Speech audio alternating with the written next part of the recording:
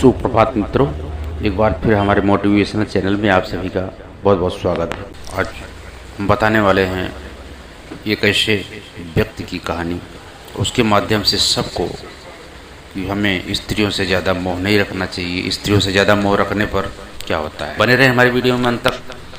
पूरी जानकारी प्राप्त करने के लिए यदि आप आधा अधूरा देखेंगे तो आपका ज्ञान भी आधा अधूरा रह जाएगा। पूरा सुनेंगे और तो आपको पूरा समझ में आएगा कहानी। और हम आगे बढ़ते हैं। एक बहुत ही हमारे देश में बहुत प्रमुख एक संत हुए, उनके महान भक्त हुए, लेकिन उसके पहले वो क्या थे, स्त्री से बहुत मोहब्बत करते थे। वो बहुत बोलो तो बहुत ज़्यादा ही मोहब्बत करते थे। दिन रात उसके बगैर उनको चैन नहीं पड़ता था। वो इतना ज़्यादा अपने पत्नी के प्रेम में पागल हुए थे कि 24 घंटा उसी का जिक्र रहता था उनके दिमाग में और जहन में। और जहाँ मिलते दोस्तों यारों सबसे वही बात करते थे। वे सुबह जंगल जाते थे गायों को चराने, गाय चरा के लौटते थे। शाम को गोधली बेला में तो तुरंत गौशाला में गायों को बांध के तुरंत भागते थे। अपनी पत्नी को देखने के लिए व्याकुल रहते थे। इतना टाइम कितने बेचैन रहते थे और जब तक उससे दूर रहते थे। आते तुरंत भाग करके पत्नी का चेहरा देख लेते, तब उनको कलेजा में थोड़ा ठंडक पड़ती थी। ऐसे दिन कट रहे थे। तीज का त्यौहार नज़दीक था मित्रों। पत्नी बोली कि सभी औरतें अपने अपने मायके जा रही हैं, हमारे भाई भी आएंगे हमको लेने, तो हम भी जाएंगे। इतना सुनते ही वो महोदय एकदम से दुखी हो गए कि हम पत्नी के बगैर कैसे रहेंगे, ये चली जाएगी तो घर कैसा लगेगा, ज़िंदगी हमारी वीरान हो जाएगी। इस ख्याल से भी वो घबरा गए और बोले कि अगर नहीं जाओगी प्रिय तो नहीं चलेगा। तो बोले नहीं, ये शगुन होता है। तीज का त्यौहार मायके में ही स्त्रियाँ शुरुआत में शादी के दौर में बिताती हैं, तो मुझे जाना होगा। तो मान गए। भाई आया और लिवा के गया। दुखी मन से विदा किए पत्नी को। ये बड़े मुश्किल से दिल को संभाले। प्यारे श्रोताओं, ये घर पे आए, खाट पर बैठे, लेकिन उनको कुछ अच्छा नहीं लग रहा था। बार बार घर की तरफ देखते थे, झांकते थे जहाँ पत्नी बैठती थी। जब पत्नी जैसे लग रहा हो कि पायल छनकाते हुए चल रही है, हंस के इनकी तरफ देख रही है, वो उनके सुनहले पल याद आने लगे। दोस्तों ने बोला चलो गाय चराने नहीं चलोगे? बोले अच्छा ठीक है चलते हैं। फिर गाय चराने गए। वहाँ भी दिल नहीं लग रहा था। किसी से बात विचार करना भी उनको अच्छा नहीं लग रहा था। बहुत दुखी थे, बहुत परेशान थे बेचारे। कैसा कैसा दिन कटता रहा। तीज का त्यौहार बीत गया। अब औरत लोग क्या है, मायके जाती हैं तो कुछ दिन तो उनको वहाँ रुकती हैं, वो कुछ दिन के बाद ही जाती हैं। तो ये सोचे अब तो बीत गया तो आना चाहिए, लेकिन पत्नी नहीं आ रही, क्या करूँ, बड़े मजबूर थे। एक रात भयंकर बारिश तूफान आया। उनको पत्नी की याद बहुत सताने लगी और वो तुरंत पत्नी की विरह में इतना व्याकुल हो गए कि तुरंत अपने ससुराल के लिए निकल पड़े। उस समय भयंकर तूफान आया था, बारिश हुई थी और इसकी वजह से नदी बहुत ही उफान पर थी। और ये उफनती दौड़ती नदी ऐसा लग रहा था जैसे पूरा सबको अपने साथ बहा ले जाएगी, समेट ले जाएगी। लेकिन ये अपने पत्नी की याद में डूबे। इनको कुछ सोच नहीं रहा था। इनको तो बस कैसा भी करके अपने ससुराल पहुंचना था। ससुराल पहुंचने के लिए तरकीब सोचने लगे कि नदी कैसे पार करूं। नदी पार करने के लिए सोच रहे थे, तब तक देखते हैं कि एक नौका उनकी तरफ चली आ रही है। ओहो हो, क्या बात है, हमारी पत्नी भी हमको कितना मोहब्बत करती है। हम जितना करते हैं वो भी करती है हमको उतना ही, तभी तो मेरे लिए नाव भेज दी। तुरंत नाव पर सवार हो गए मित्रों। नाव पर सवार होकर के नदी पार हो गए। नदी पार हो गए, फिर धीरे जाते जाते जाते जाते पहुंच गए अपने ससुराल के नज़दीक।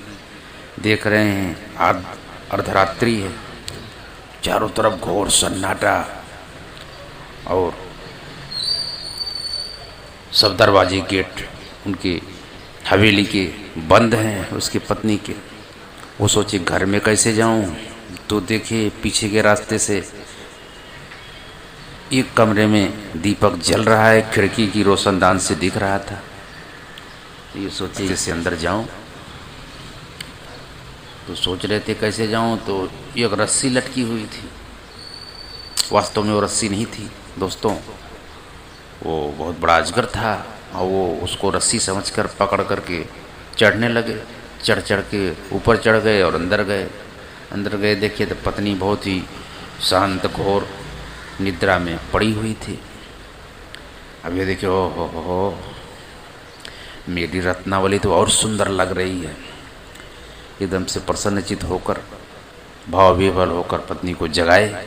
पत्नी चौंक कर उठकर खड़ी हो गई। अरे तुम, ये टाइम, ये कौन सा समय है तुम्हारा यहाँ आने का? अरे दिन दब में आते तो तुम्हारा स्वागत होता ससुराल में, ये कौन सा तरीका है, चोरों जैसा घुसा है घर में? और इस तरह वो बहुत सी बातें कहने लगी। अरे ये बोले, अरे हम आए तो हमारा तुम्हें स्वागत करना चाहिए, तुम तो शुरू हो गई, ये क्या तरीका है पति से बात करने का? इतना प्यार करती हो और जताती हो कि मैं नहीं करती। नदी इतना उफान पर थी, तुमने मेरे लिए नाव भेज दिया और यहाँ जो है खिड़की से रस्सी लटका दी कि मैं ऊपर आ जाऊँ। तो पत्नी जाकर देखती है कि कहाँ मैं रस्सी लटकाई हूँ, देखी तो बहुत बड़ा अजगर लटका हुआ। बोले, अरे तुम्हें ये भी नहीं दिखा? अजगर को रस्सी समझकर ऊपर आ गए। अब मैं नदी में कहाँ नाव भेजने लगी? बोले, नदी में नाव तुम नहीं भेजी थी? बोले, नहीं, देखिए नाव तो थी नहीं, तो कोई मुर्दा पर बैठकर चले आए थे। और जिस मुर्दा से आए थे किनारे लगा हुआ था। बोले, देखी तो बोले ये तुम्हारी नाव है? बोले, उस समय तो मेरे को जैसे नाव लगी तुमने भेजा है, मुझे तो कुछ ध्यान ही नहीं था तुम्हारे सिवा, कुछ हमको दिखाई नहीं पड़ रहा है, ना समझ में आ रहा है मेरे। पत्नी बोली, इतना प्रेम में मेरे अंधे हो गए हो, इतना मोह माया में तुम पड़े हो, आधी रात को तुम मुर्दा पर नाव समझकर चले आए, सांप को रस्सी समझकर अंदर घुस आए। इतना इसका अगर ये थोड़ा सा हिस्सा भी अगर प्रभु से प्रेम किए होते तो शायद प्रभु तुमको मिल जाते। ये हाड़ मांस के शरीर में इतना मोह तुम्हारा, ये ठीक नहीं है। अब इनको तो ऐसा लगा कि जैसे कोई एक झन्नाटेदार थप्पड़ मार दे और उसकी आवाज़ न आए। एकदम से ये बेचारे परेशान हो गए कि ओहो, इतना मैंने इसको याद किया, इतना प्यार किया, और ये जो है कि ऐसा बोल रही है। अब ईश्वर का ही मैं नाम लूँगा, इस हाड़ मांस का शरीर तो सचमुच में मिथ्या है, ये मेरी समझ में नहीं आया। उस समय वो गुरु को काम कर गई। देखिए, जो मर्द होता है, जो वास्तविक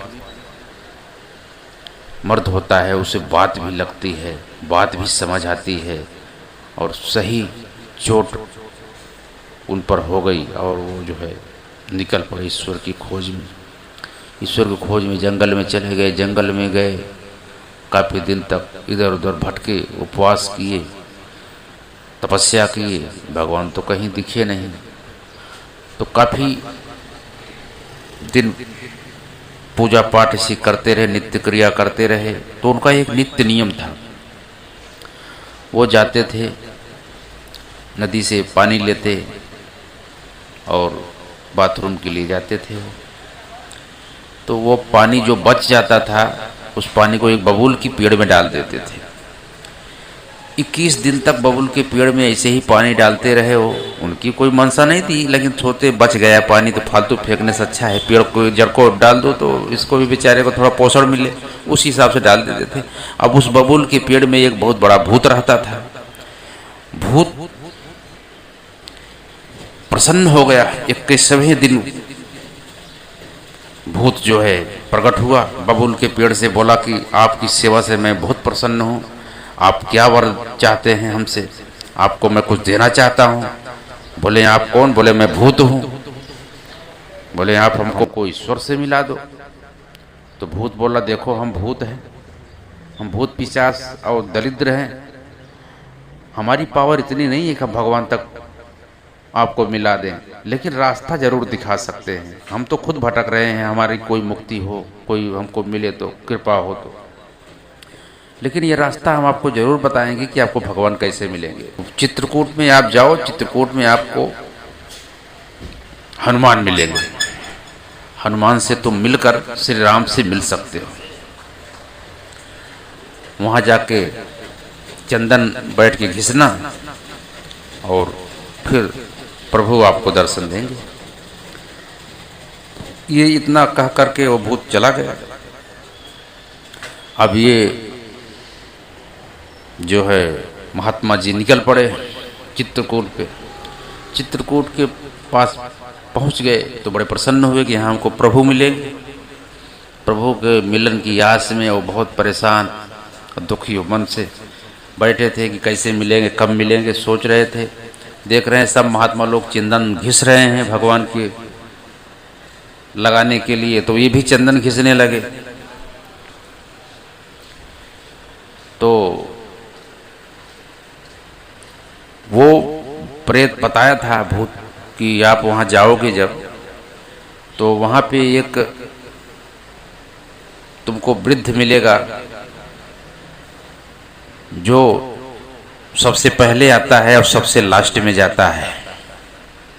उससे आप बात कर लेना, विचार कर लेना, फिर आपका काम हो जाएगा। तो उन्होंने ऐसा ही पूछा। तो वहाँ हनुमान जी पहले से ही विराजमान थे वृद्ध के रूप में। तो बोले क्या भाई कहाँ जाना है? तो बोले कि हमको यहाँ राम से मिलना है। तो बोले राम से मिलना है तो चंदन घिसो बैठकर। और चंदन घिसने लगे, तब तक प्रभु श्री राम आए। तो भगवान राम जितने लोग चंदन घिस रहे थे सबको टीका लगाए।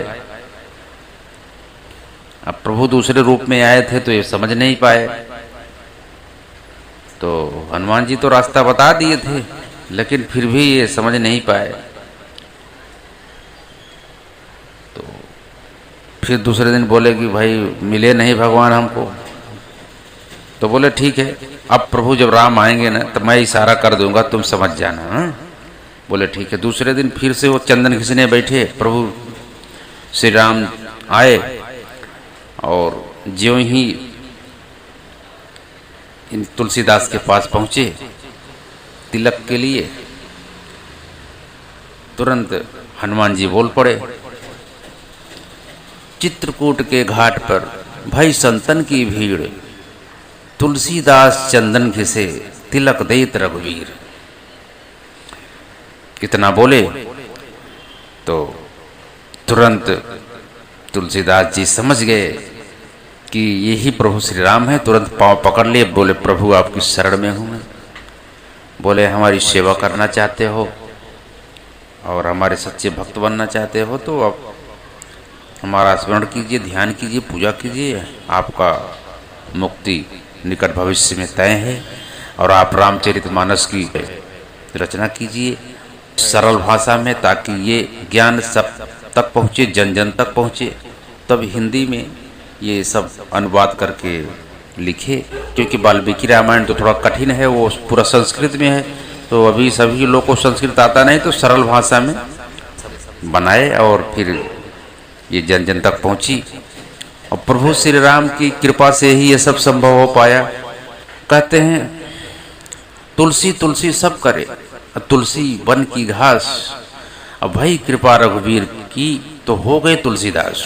भगवान की कृपा हुई तो तुलसीदास महापुरुष हो। आज रामायण से पहले तुलसीदास का नाम लिया जाता है, तब पोथी खोली जाती है, फिर आरती पूजन पाठ होता है, क्योंकि रचयिता तुलसीदास है।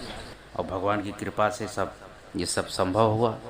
तो इतना मोह भी अच्छा नहीं होता कि पत्नी से मोह करना, प्रेम करना कोई गलत बात नहीं दोस्तों, परंतु किसी को इतना भी टूट कर मत चाहो। कहते हैं कि प्यार जब हद से ज़्यादा बढ़ जाता है तो घुटन बन जाता है।